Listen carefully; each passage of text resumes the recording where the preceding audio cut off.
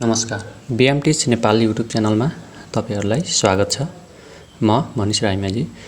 साथीहरु सदाको जस्तै आज पनि म एउटा नयाँ भिडियो लिएर तपाईहरुको माझ उपस्थित भएको छु। आज म तपाईहरुलाई डेस्कटप कम्प्युटर र ल्यापटपहरुमा कसरी एप्लिकेसनहरु अनइन्स्टल गर्ने त त्यसको बारेमा जानकारी दिन गइरहेको छु। कृपया भिडियो अन्तिमसम्म हेर्नु होला। सर्वप्रथम सुरुमा अहिले मेरो यो विन्डो 8 छ। यसमा यसको कन्ट्रोल प्यानलमा जानु पर्यो। ओके, सर्चमा गएर कन्ट्रोल प्यानल, त्यसपछि यहाँनिर एउटा कन्ट्रोल प्यानलको पेज खुल्छ।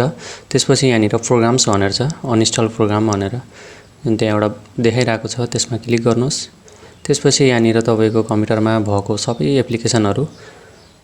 सबै एप्लिकेसनहरु यहीँनिर देखाउँछ। अनि अब तपाईहरुलाई अनइन्स्टल गर्न परेको सफ्टवेयर कुन चाहिँ हो त त्यसलाई डबल क्लिक गर्नुस्।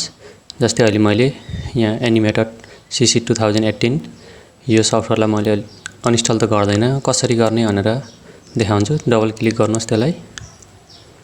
त्यसपछि एउटा पेज खुल्छ अनइन्स्टलको लागि, अनि यहाँनिरबाट अनइन्स्टल गर्न सकिन्छ।